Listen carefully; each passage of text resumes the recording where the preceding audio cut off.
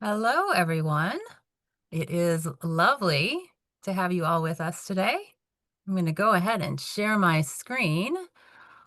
Welcome to Textile Talks. I am Marin Hanson, Curator of International Collections at the International Quilt Museum. Located at the University of Nebraska in Lincoln, the International Quilt Museum proudly stewards and exhibits the world's largest collection of quilts and related textiles, which span 5 centuries and over 65 countries. If you love quilts and you aren't already a member, we'd love to have you join us. Visit our website at internationalquiltmuseum.org.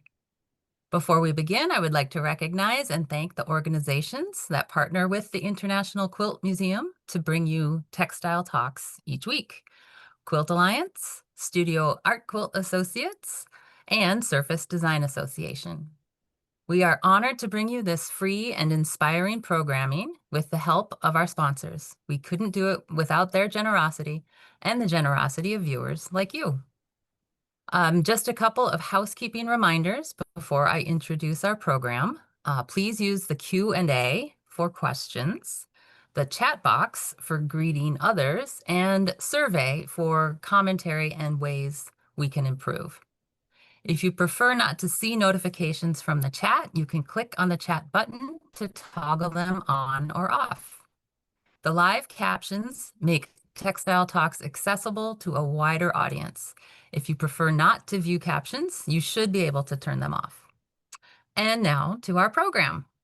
Today, I am joined by Roderick Kiracofe, who many of you may best know as the author of numerous influential publications, such as The American Quilt, A History of Cloth and Comfort, 1750 to 1950, and more recently, Unconventional and Unexpected, American Quilts Below the Radar, 1950 to 2000.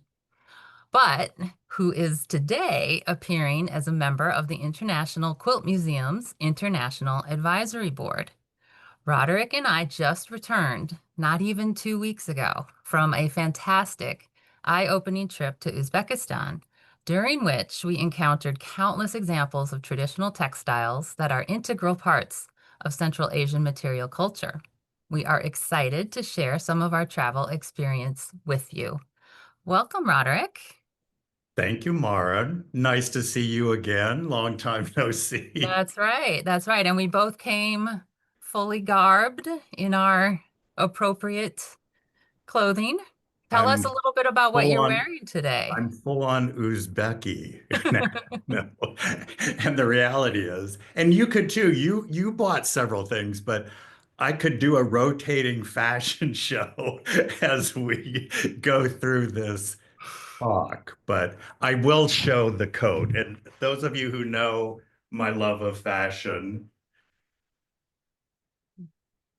of colorful fashion, I bought it for this patch here and the two patches on the back. And Um, it is a fantastic garment. I know we are joined today by many of the folks who also participated in the tour to yes, Uzbekistan I with went us. So through they the list and started seeing lots of familiar names. they will remember that garment very clearly. Today, yes, we're going to be talking about our 2 weeks in Uzbekistan. And I just want to sort of give the caveat that Roderick and I, neither one of us is an expert in Uzbekistan, but we're really fortunate to be able to travel with these two fantastic women. Christine Martins is the lady with the whiter hair, and Raisa Garayeva is the Uzbek tour guide who did all of the on-the-ground logistics, and she actually was the tour guide in the city of Bukhara, which is her hometown. But she also, yeah, brought on other experts in each of the cities we went Yeah. to. So really, they are the experts, and Roderick and I are just going to sort of give you our impressions of what we experienced over those 2 weeks because it was fantastic. Non-stop textiles, don't you think, Roderick? Absolutely. And many, many other beautiful crafts that we'll show some examples of But I want to thank you, Marin, because it was you 3 years ago when the museum was celebrating its 25th anniversary. I came in, a lot of wonderful people were there, and I met Chris for the first time. And you kind of immediately said, you and I have to go on a tour of Uzbekistan with Chris Martins. Well, loved meeting Chris that weekend. Since have had two times in New York at her home, seeing textiles. And because of you, and then now because of her, I said, sure, I'm in. It took 3 years for this to It unfold, took but 3 years. yeah, Yep. but patience is great, and it couldn't have been a better tour. I didn't want to go unless you were on the trip. Oh, well, that's So, sweet of you to say. I'm thrilled that we were both able to go. And again, to be with Christine Martins, who she has been traveling to Central Asia since around 2000, so for about a quarter century. And since 2017, she's been organizing this textile focused trip to Uzbekistan. So she knows so many people in the country, textile dealers, textile makers, right, collectors. So through her contacts, she was able to really give us a robust experience in the country. Um, and to just sort of start off with the basics, we wanted to remind everyone where Uzbekistan is. It is in Central Asia.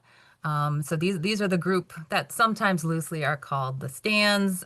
They were all they are all former Soviet socialist republics, so they were part of the USSR, but gained independence in the early 90s, of course, after the collapse of the USSR. So they have been, of course, self-governing Uzbekistan since 1991, and it is the one in sort of purple there, kind of in the middle. And you'll see that some of the countries sort of curl around each other, yeah, Kyrgyzstan, Tajikistan, and Uzbekistan. And that's all right in the sort of Pamir Mountains and Fergana Valley, this very rich part of Central Asia. And to just highlight the actual places we were able to visit on our tour, we got across the entire country, really. Starting off in the west, each of those little sort of blue-green arrows indicates an area we visited. We went to Nukus, which is in the far west in Karakalpakstan. It's where the Aral Sea used to be used to be. until the Aral Sea shrunk to a very, very tiny portion of what it used to be. And then the next city that we went to after Nukus was we went to Khiva in the Khorazm district. For continuing to the east, we got to visit Bukhara, Samarkand. Of course, we were in the Oregano Valley. capital, Tashkent. Yeah. And then, yeah, in the furthest east would be the Fergana Valley, which we went to several cities in Fergana because the textile traditions there are just absolutely embedded and rich and deep. Um, so these were the major areas, and we skipped around a lot too. It wasn't sort of we didn't go west to east. We Yes, we started in Tashkent, flew to Nukus. We were then in buses, we were in smaller passenger vans, we were in kind of almost every transportation possible, but yeah we really yeah did see a lot of the country. right. And depending on the topography, for instance, we were unable to take a big tour bus over the mountain pass into the Fergana Valley. So that's when we were in smaller passenger vehicles. And this is just to remind us all how important this part of the world has always been, and certainly during the era of the 1,000 years or so that the Roads, plural, were active.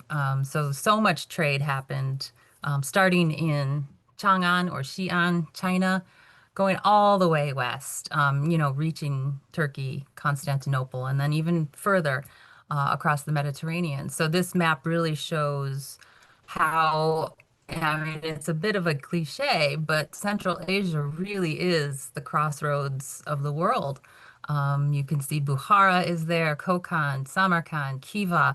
Those are all cities we went to, and they were all integral to that cross-country trade. And it really meant that there was a lot of cross-cultural intermingling as well. Right.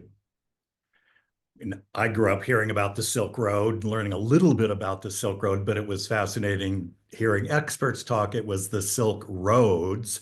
There were multiple routes, but they really did go through um, Uzbekistan and that whole area. And then to think about how they continued on into Turkey and then up Italy. And yeah, it's just amazing to kind of be in that part of the world and thinking about Right. that history that came through there. Exactly. Yep. And since it was such a big, it's such an important part of the world, everyone wanted to conquer it as well. So we Right. thought we would show you just some images of some of the things that we saw, some of the buildings, the people, the landscape. But this first one is a good one. Speaking of all of the conflict that happened, this is the fortress in Bukhara. Massive, massive, massive walls. I don't know who could overtake those walls. But as we mentioned, we were in the city of Khiva, also well fortified. Mhm. And here is Samarkand, who I'm sure most of us have heard of. Maybe we didn't have a whole lot of context for how to place Samarkand, but I'm sure most people have at least heard the name of that city and these gorgeous, gorgeous buildings, mosques, madrasas, mausoleums. They literally dot the landscape in these Right. cities.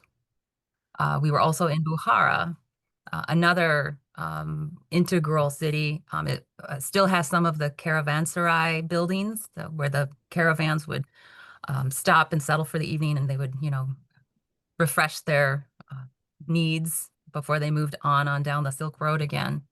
And that's what Bukhara is often known for. And Roderick, how many buildings with gorgeous mosaic do you estimate we saw? Thousands. Thousands.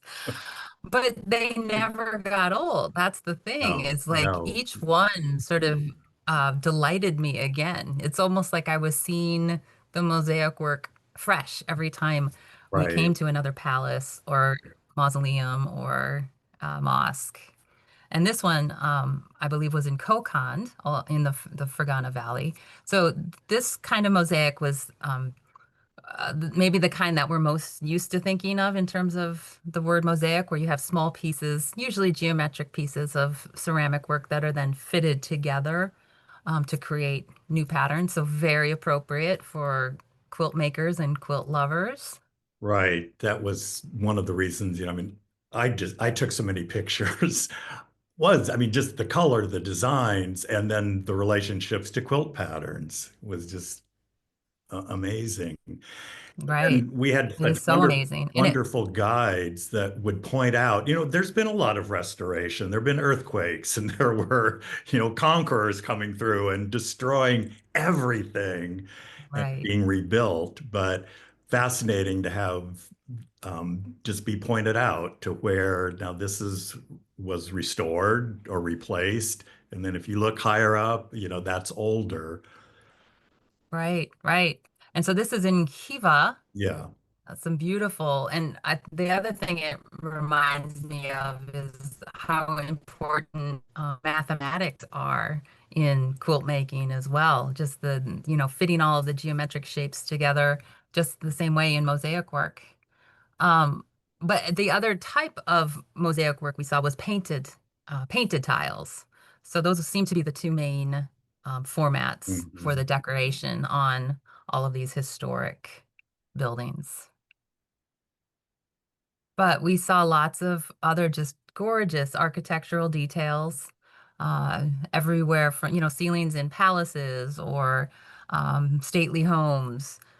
Everywhere Yeah. you looked, there was design that would inspire you first to take the photo, and then maybe, I don't know, Right. maybe to make something inspired by it when we come home. Have you made anything, Roderick? No, I'm not necessarily a maker.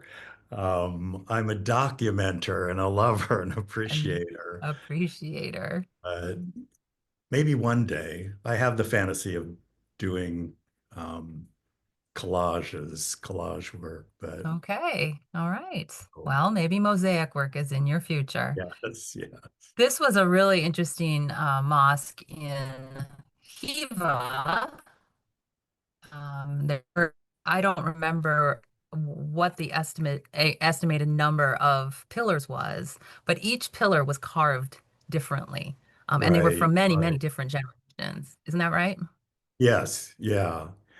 And I mean, how narrow they would be at the bottom was fascinating. But just this is just a small section of that. Of It's just incredible. Yeah, just a massive, massive room. Really beautiful. And so I think, Roderick, you were just estimating before we started recording this textile talk that you took how many thousands of I, photos, I did a probably? conservative estimate of 5,000 photographs. I mean, it's just like 5,000. crazy. But But I mean, I think that's because, like, at every turn, yes, there was absolutely. something that Everywhere you deserved it. turned, there was a photo. And then the photo on the left, I love just this guy walking through this plaza in Samarkand with this bunch of balloons. I mean, what was the last time I ever saw somebody walking around with a big bunch of balloons? And then I have other photos where there's one up in a tree and then somebody buying a balloon from him. But just catching, those chance moments were so Yeah. wonderful. Yeah, those everyday moments, but then also Right. these dramatic. I mean, the lighting in some in the on the in the interiors of some of the mosques was just fantastic. It made it seem like almost a set piece. And I know there are several people who are on the tour on the talk today, which welcome. I'm so glad you're here. And you can add either corrections or exact numbers and dates and things like that. Because Marin and I were laughing as we were putting this show together. It's like how quickly things ran into, like, what day was this? Thank goodness there was an itinerary and 5,000 photos to go back through and Right, remember the vibe. But it just was amazing how it all began to just blend and together of where were we and right, where we did this. right. Just 2 weeks later, and You we'd be knew about forgetting. this hotel the first day that we were there. That's Jack, my husband, in the photo. We took a walk through Tashkent, and you knew about this hotel, right? I think I had seen a Or did photograph we of just it happen before. upon it? Yeah. But I didn't know much about, I mean, but I am sort of a reluctant fan of Soviet era architecture. I like sort of um, I mean, it's not brutalist, this example, so much, but I do like sort of that almost masculine and very bold architecture that came out of that era. And Hotel Uzbekistan is no exception. Look at that Right. fantastic, like it's all concrete, and the fretwork on the facade of the building just adds so much. It almost looks like lace work or something. Right, right. That was something I was interested in too, in knowing about Soviet architecture, that lots and lots of apartment building, particularly in Tashkent, were built during that Soviet era. And they're not known for their beauty. This is a beautiful building. Somebody said, just think of the most depressing place you would want to live. And that's kind of a description of a Soviet era apartment building. But, and we Right, didn't get any slides put in here, but on the ends of them, they would do incredible murals from top right. to bottom that still exist. And several of us um, did go on a tour. Jack and I did it later in the trip. Some others did it earlier, looking at those buildings. But the murals that they did were amazing. Did Yeah. Yeah, Absolutely. Yeah, yeah. And we didn't want to neglect that more recent history either. So the right, majority of our slides are looking at historic buildings, but we want like long historic buildings. But right. yeah, we wanted to include some 20th century material as well. But there was also just this gorgeous natural landscape. I caught this image of a woman herding some goats. Yeah, Um, but what you saw so much along the roads were these trees that had been, um, I think the word might be pollarded, or I can't remember exactly, but they've been trimmed so that they branch out more fully every year. And they were all mulberry trees, white mulberries, and that is for feeding to silkworms in the really robust silkworm industry in this part of the world. Unfortunately, we were there a little too early in the year to be able to see the silkworms active. But it was really fascinating to see, yeah, almost every road lined with these trees. and then I was struck by how they were all painted white. They were treated, and we were told that was for insect, but everywhere in the cities, out in the country, the bases of the trees were painted white. And then Uzbekistan has done a massive amount of tree planting, again, within the cities, out in the countryside, just rows and rows and rows of little, they look like little twigs, but you know that over the years they're going to grow. But it's just been a massive effort to do this. Right, right. And then we were lucky to be able to go over the mountains. From Tashkent to Fergana, you have to go over a pretty high mountain pass. It was gorgeous, still snow-capped. And then Roderick and I both just took lots of shots of just beautiful moments in our day of seeing the landscape, a cemetery on the left, and then just a urban street on the right. This was a sort of a man-made uh, landscape element, ancient, and it Ancient was for structure. Zoroastrian funerals, where the deceased would be left out on this platform to be picked for their bones to be picked by animals, and then the bones would go into an ossuary later. So it was kind of interesting to see this ancient history in action. And this shot just reminded me of my own Midwestern homeland. This shot could have been anywhere in the Midwestern United States, I think. So, agriculture is obviously a big deal in Uzbekistan, and Right, right. this shot amazed me because this really could be in many different parts of the world that are focused on agriculture. I'm going to start going a little bit more quickly here because I want to get to the textiles, but the people were also just amazing. Everybody we met, so friendly. Whether it was a textile dealer on the left, or some children on the right. Um, This this, textile dealer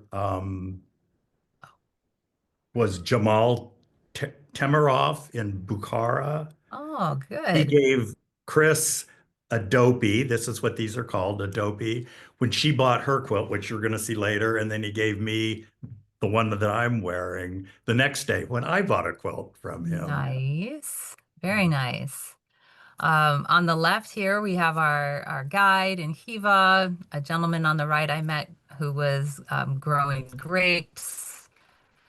Uh, Here we have Did your daily a walks in the yurt morning. builder. Yeah, on my daily walks. That's right.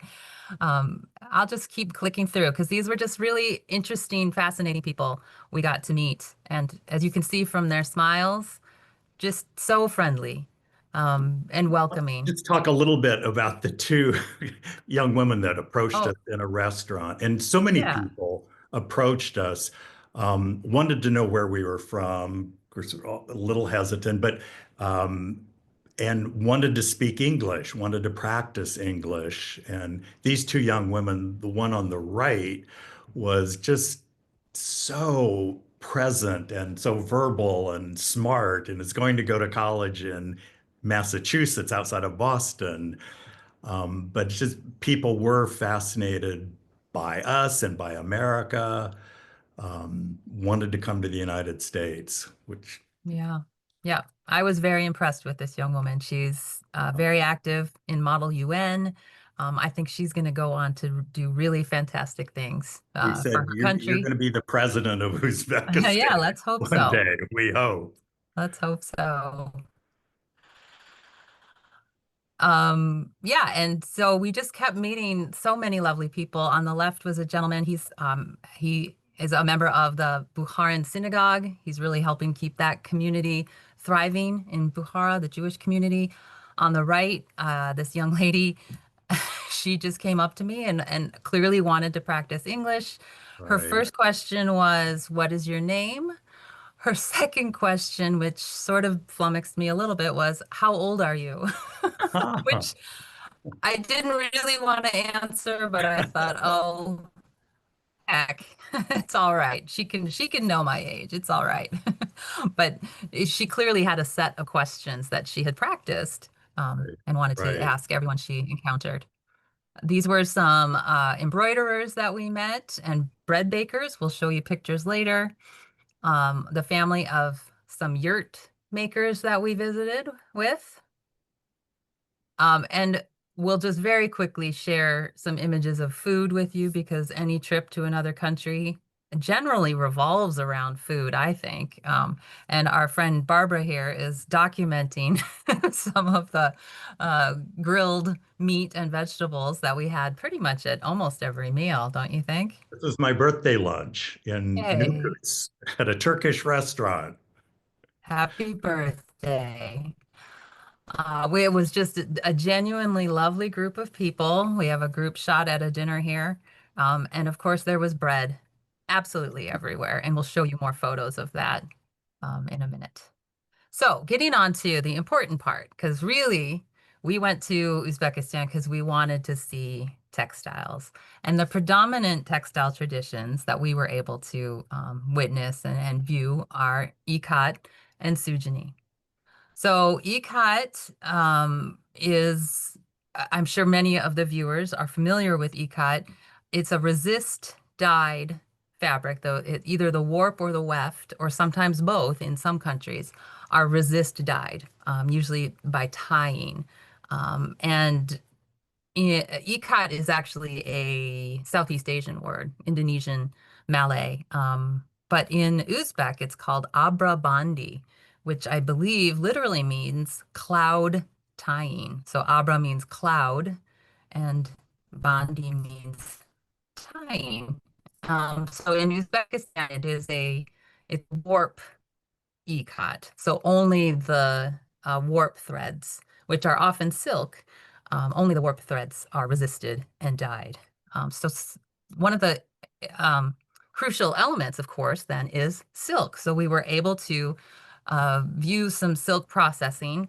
On the left was a much smaller processing. It was just one woman and a single spinner, but on the right, it was more of an industrial processing facility. These ladies were all, yeah, um, getting the silk filament thread, the filament pulled off of each of those cocoons, and then um, I'm not actually sure how, but they were feeding them into these machines then that were Yeah, spinning them it was amazing to to create see the how, threads. yeah, how thin you could barely see the silk threads coming out, and then it's getting put into this machine, and some of it by hand. We went into another space where it was by machine, and the sound was just deafening, but just amazing to watch Yeah. it. Yep. It really was, yeah, industrial in some cases. And Right. here we were at a workshop, and these gentlemen are they are lining up all of those dyed warp threads to make sure that the patterns are aligning all the way across the warp. So they're sort of tying them in place, and you can see the bundle on the floor is just huge. It's a huge bundle that's going to make a really long warp. resulting in a very long piece of beautiful Ikat fabric. So on the left is another example showing how all of those warp threads are pre-dyed. So it's just showing the warp threads stretched out as they would look on a loom for eventual weaving. We were able to visit a woman who is she weaves in her home, so it's sort of a cottage industry, and it was really lovely to see her at work. She was making actually a pile velvet, Velvet, ikat yes. velvet. Yeah. So Using these metal rods that just, slipped in so effortlessly, and then watching her cut them out was just amazing. And if you look closely at that loom, you see it's handmade.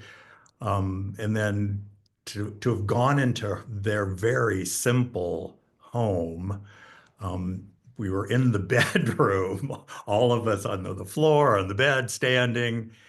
Um, it was just, this was one of the kind of most touching things to me, was to be in this really beautiful home and what they've done, and then the outside and their bread baking oven and just the yard. But um, yeah, this was great. That's Aziz, yeah, our yeah, wonderful it guy, was really, yeah. Samarkand. Aziz is so Or no, knowledgeable, so knowledgeable. He's from in Margalan in Margalon. Yeah, Fergana. sorry. Yep. Yeah. And just to sort of give you a little more idea of how complex Ikat and how sort of honored Ikat is in Uzbekistan, this was in, there's an applied arts museum in Tashkent, the capital. And they had all of these. I thought these were fascinating. I love documenting um, different kinds of textiles, so I thought they did a really good job. But this shows the names of some of the different ikat patterns. On the left, it's called ear of corn. On the right, tree of life. On the left here, lance. And on the right, amulet. On the left here is silkworm cocoon. And then on the right is snail trail. So very, very descriptive. Wow. So yeah, I just think that it was fascinating to see the ECOT industry, which is it's a small industry, often in a sort of a cottage industry format where individual families or individual women are doing the weaving at home. It was really fascinating to see that practice, um, or that process in practice. And I think, like my scarf here, we all went home with yards and yards and yards of ikat fabric. But the other main textile tradition that we were able to encounter on a daily basis really was Suzani, which is an embroidery tradition. And again, silk usually plays a very important part in this tradition.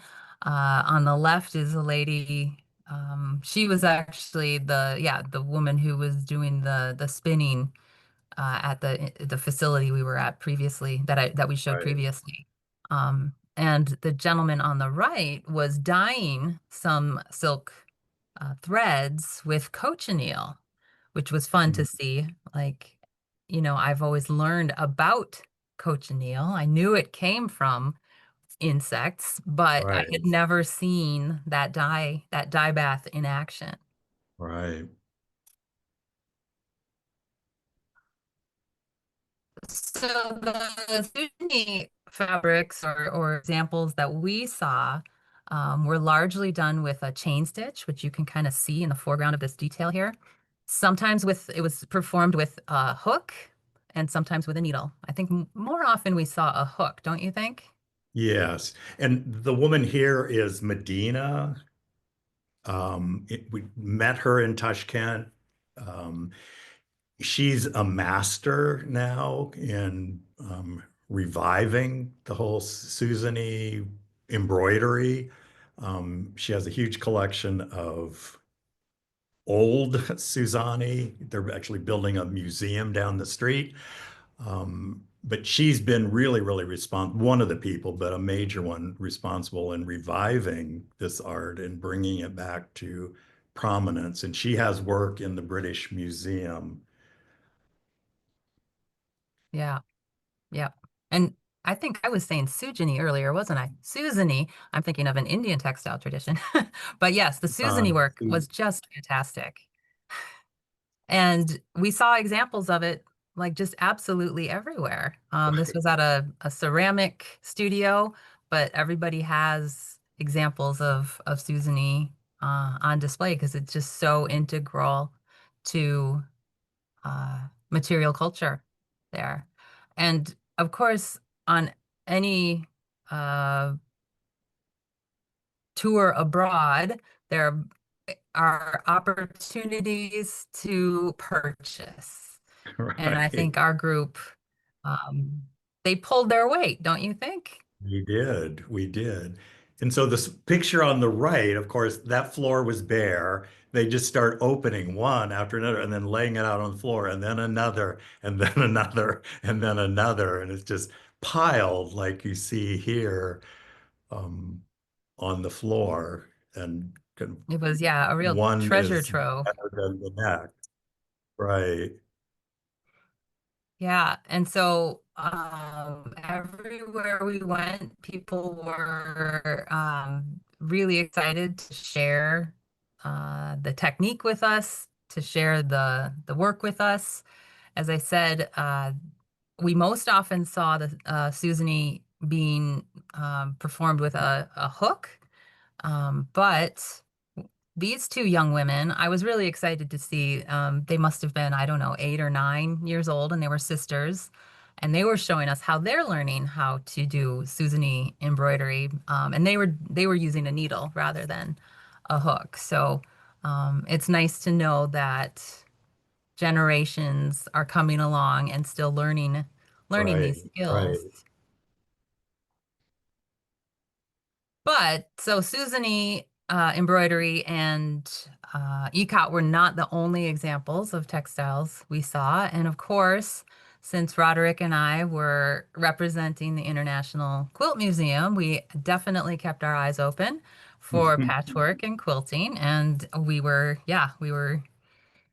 uh, lucky enough to see many, many examples and to Many, acquire many. a few as well. This is in a museum actually, but I thought it showed just how luscious the textiles are. And many Wait, of them no, are that quilted and padded or are patchwork. there was a little bit of a delay. The quilts on the line were at a market outside of Samarkand, Urgut. Thank you. Yeah, sorry. I think I Yeah, do have a little bit of a delay going on. I'm going to yeah. stop my video and maybe that will help. So now we're on a slide. This was in a museum. This was actually the Applied Arts Museum again in Tashkent. And then these were in some historic houses we visited. I think it just shows how important and how integrated quilts and textiles are in daily life. So this shows a stack of padded and quilted mattresses or bed covers that are then covered with a specially embroidered textile that has been folded back there on the left. And then on the right, you can see there's a quilt that's put over it's over a table underneath which would be a small sort of brazier or fi coal fire to keep people warm in the winter. They'd put their legs under the quilt and stay warm that way. So Jack and I here are showing a piece that we ended up acquiring for the International Quilt Museum. And this was the place where, as soon as they found out that we were interested in patchwork and quilt, we were absolutely, It was coming out of every direction. we were mobbed. Yeah, but that's where I saw and got this incredible jacket, which I just could not leave there without it. But Right. And then in Bukhara, you already mentioned this gentleman, but we were able to acquire a couple of really beautiful pieces from him in Bukhara as well. Yeah, coming home one evening from restaurant, you had seen the quilt on the left earlier in the day, right? And then as we were coming back from dinner, we stopped again by this Right. um,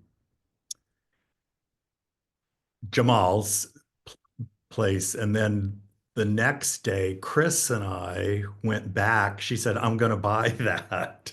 So we went back, looked at it. She bought it. I went through a pile, pulled out the one on the right that we hadn't seen before. Um, I just was intrigued by it on so many levels. That green fork in the middle, the Ikat, that looks like a fork. Oh, And then yeah. just how much like a quilt this was, the inner border and the diamonds, and then the what I was calling a prairie point border on it. I've posted this on Instagram with more detail for those that want to see, but um, Yeah, these are just two really gorgeous pieces. there was a little bit of bargaining on the right, on the left, or on the left, Chris's, but when he pulled this out, he says, okay, this is the price. And I said, that's fine. I'm not going to bargain for it. And we had another really sweet acquisition for the Quilt Museum from this gentleman. And We that were, was early in the trip. That was on our way to Nukus, uh-huh, yep, yep. day three. The Yeah, pretty ceramic, early this on. wonderful, wonderful ceramic studio, kind of out in the middle of nowhere. They served us an incredible meal. But then as we were leaving, you look down and there's a pile of textiles, Yeah, yep. and you pulled this one out, and we all oohed and awed and gathered around it. And Yeah. Yep, it's just a gorgeous piece, I think. Very and very meaningful to the owner. This is him with his wife, and he's sharing an image of his mother. Her name was Marfuga Uzmanova. She was born in 1924 and died in 2003, but she started making this quilt in the early 90s, right after her husband died. So I think she was just sort of processing or just working through uh, some grief over her husband's death, and she just used all these fabrics that some of which were clearly a lot older. So it was a real right, sort of a right. rag bag or a ragtag group of fabrics that she put together, which in my eye makes for a really, really beautiful, quirky quilt. Yeah, and I related to them too on the level of they just felt very much like the unconventional and unexpected quilts that I found and put together. I just Hmm. so responded to them. And again, it's so fascinating. It was fascinating to be in Uzbekistan and we're finding these kinds of textiles, which I know you've had more experience at, but it was fun to be there firsthand finding these Yeah, yeah, knowing they're yeah. And going into the museum, they're going into that's right. important That's right. And to collection. have a maker, of course, is very Right. important. We always like to have as much provenance information as we possibly can. So knowing who the maker was, having an image of her, it just makes this piece even more meaningful. Now, Chris and I stopped in Istanbul, Turkey, on our way to Uzbekistan, and we visited some textile dealers there. And one of them showed us this gorgeous, gorgeous purple quilt. And so we looked at it. We really liked it. We were told it was from the Bukhara area. And so the whole trip, she and I just kept talking about this one, like, oh, wasn't that a really beautiful quilt? Should we be thinking about that for the museum? And of course, because it was said to be from Bukhara, when we were in Bukhara, we were able to then talk to knowledgeable collectors and dealers and try to figure out, well, is this really from that part of the world? And it turns out it is. It is from a village just outside Bukhara, probably.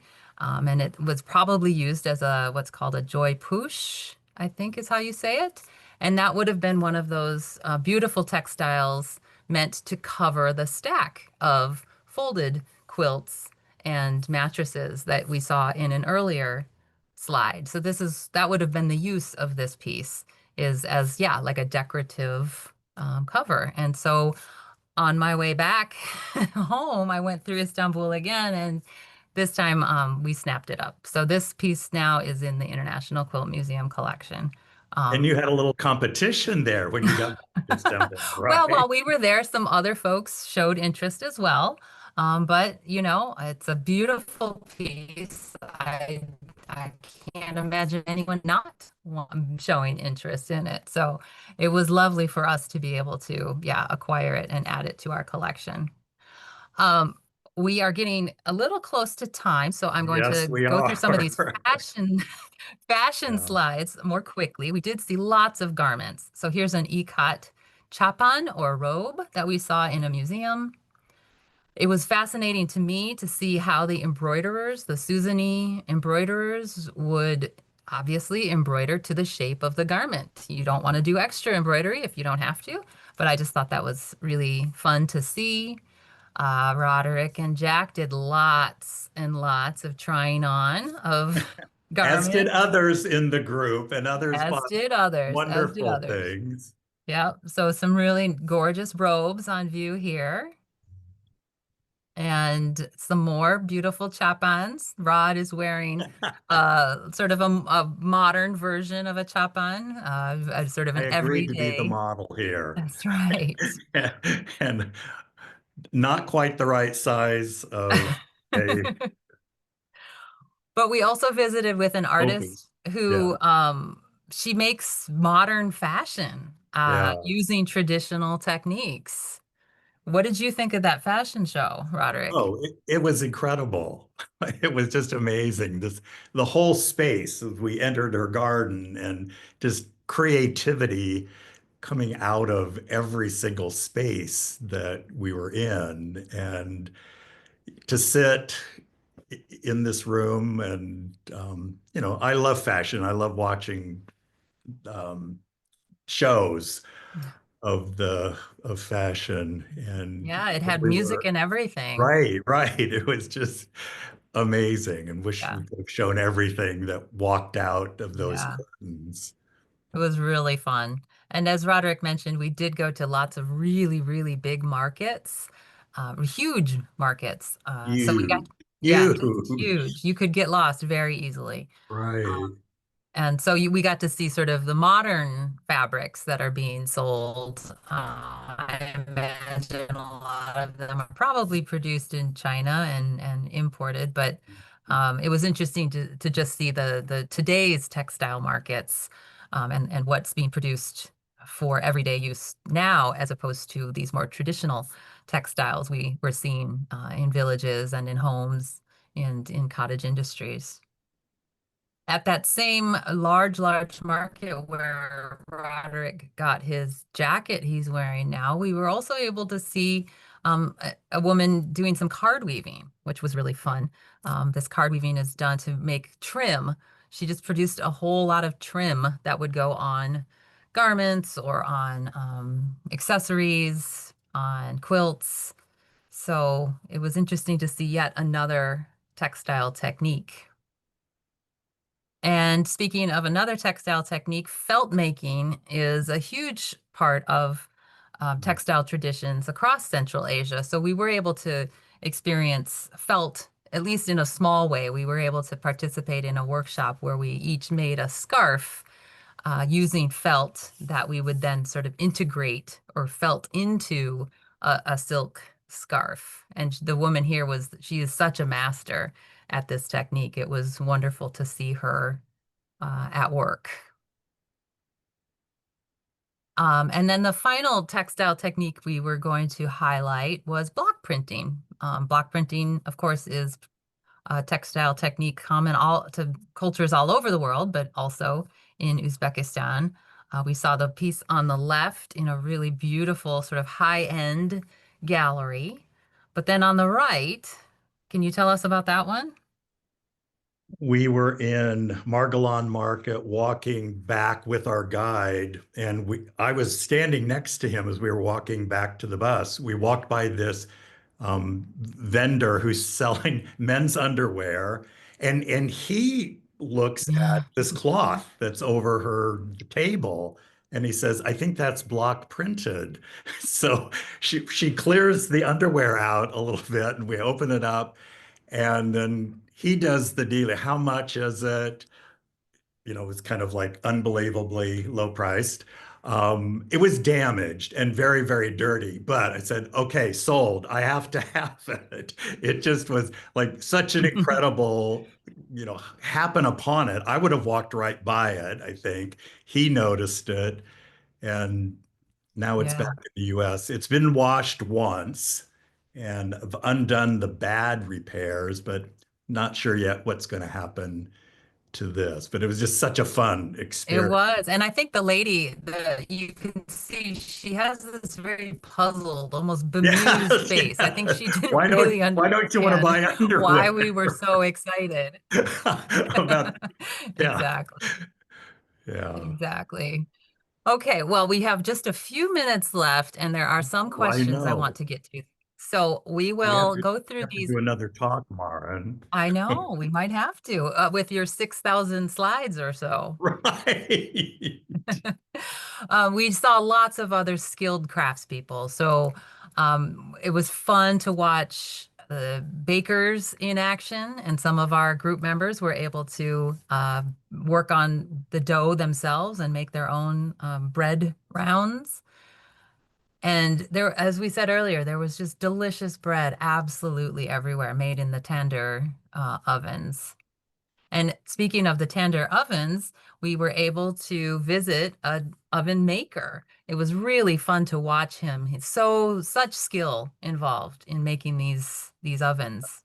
With his feet. A lot of the processes with his feet.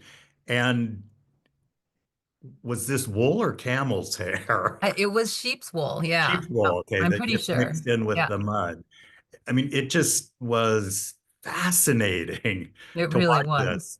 And then It- just when we had to park the bus away from him and walk through his neighborhood, the entire neighborhood pours out, and mostly the children, but adults just were fascinated by this group of people from the US and Germany walking through this neighborhood to this man's house. And the kids were just delightful. They just were so wonderful.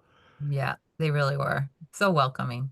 Yeah. We mentioned the ceramic studio we visited earlier, where we had a lovely dinner. These people also so incredibly skilled. I mean, to watch him on the wheel Yeah. make that pot in just a matter of minutes, it just His name was Aziz. And I think he came to them when he was like 15 and said, I want to learn. right. How he's become, kind of a master on his own. I came home with a beautiful vase that he created. I asked him, have you signed, or any of the works here signed by you? And he said, yes. And he showed me these beautiful red and white vases that kind of was his signature work. And several other people on the tour who came home Yeah. with other of these vases.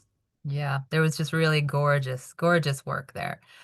Um, and then I think one of the places that all of us were the most fascinated by was at the Yurt workshop. So these gentlemen near Nukus, it's a family enterprise. They've been making yurts for generations, and we were able to watch them through many steps of the process, bending the wood, which is what the gentleman on the left is doing. He's bending it to create the sort of the ribs of the yurt.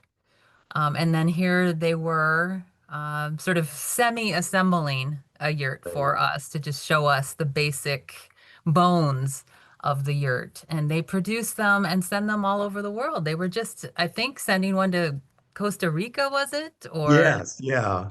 And yeah, it was an incredibly fascinating operation to see.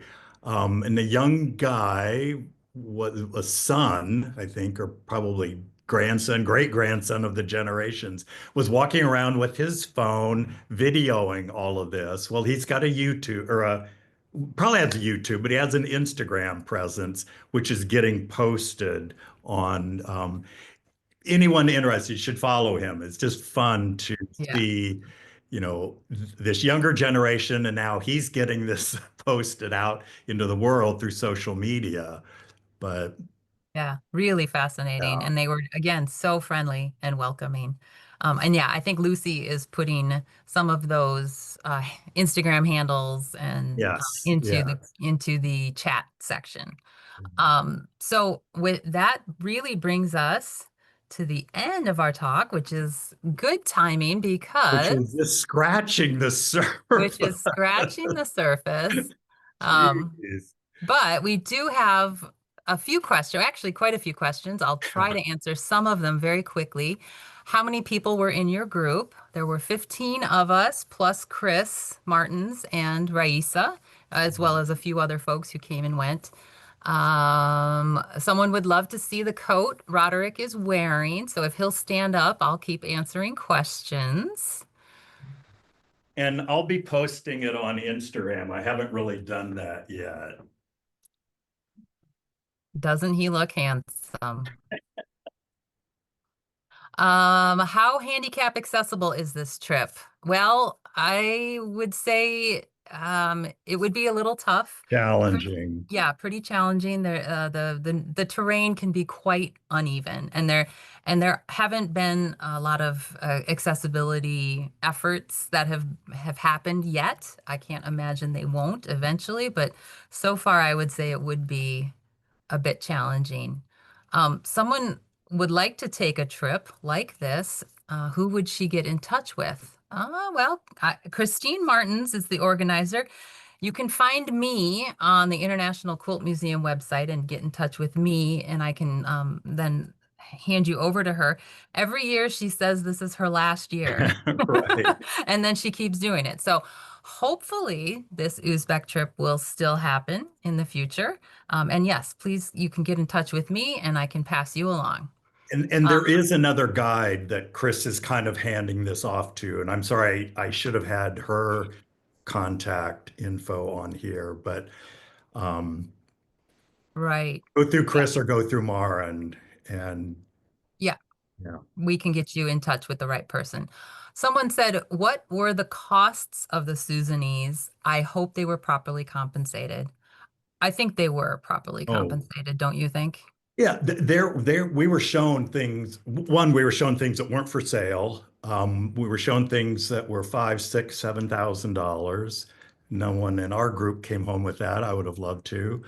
And then it just was across the gamut, 1,000, 1,200, and then smaller pieces at, prices below that. Bargaining was welcomed to a point. Um, but yes, people were asking for what they wanted for them. And I think a lot of us commented too. It just felt good. Things were relatively low priced. I think, again, I'll speak for myself that I was buying. Um, but it just, that money goes a long way. A dollar, $10, 25, $100 goes a long, long way in Uzbekistan. And it felt good to be supporting these merchants and people, small business owners by buying things. So we were not trying to, you know, get the best price. No, yeah. We weren't haggling when it No, was in no, terms of, yeah, the workshops or, right. in the big marketplaces, you can do that. But otherwise, yeah, no. Right. Hopefully, yes, I think the makers were receiving a good portion of um, And the those antique funds. Suzani sell for 20, 30, $40,000. I've seen Yep. those in Yeah. auction. They're just, and they are incredible. All right, Roderick, I hate to say it, it's Oh, I know. I was 2:01. like, We just barely squeezed all oh of my that in. gosh. I We've know. I know. we have had lots of people in the Q&A ask about like more information. How do they find out more about this trip? How can they see those Instagram handles again? What I will say is if you follow us, the International Quilt Museum, on social media, I will make sure that we do a post that follows up on this textile talk that gives you some of that more specific information about how to get in touch with us so that we can hand you along to Christine Martin's, or yeah, how to follow the yurt makers, those kinds of things. So And then just a quick plug. Um, Raisa and Chris. Chris has been very helpful in getting people, these merchants, into the international folk market in Santa Fe. Raisa has done a huge amount in that country to bring back and support people who are bringing back these early traditions that were stopped during the Soviet era, but to help people establish. And now some of these businesses are, I mean, they're selling worldwide. They're just become very successful. But Raisa has just been a key person in that country to revive these traditions and support people and help them become viable businesses. that's right. Absolutely. Supporting artisans all the way. Right. Well, we really do have to say goodbye. This textile talk will be posted on the International Quilt Museum YouTube channel. If you want to return to it, it usually takes us a day or two to get it posted. So come back and rewatch Roderick and I Can we talking. do another one, Marin? We'll see. We'll think about it. Thank you, everyone, for joining us for Yes. today's textile Thank talk, you so and we'll much. see you next time. All right. Bye-bye. Bye.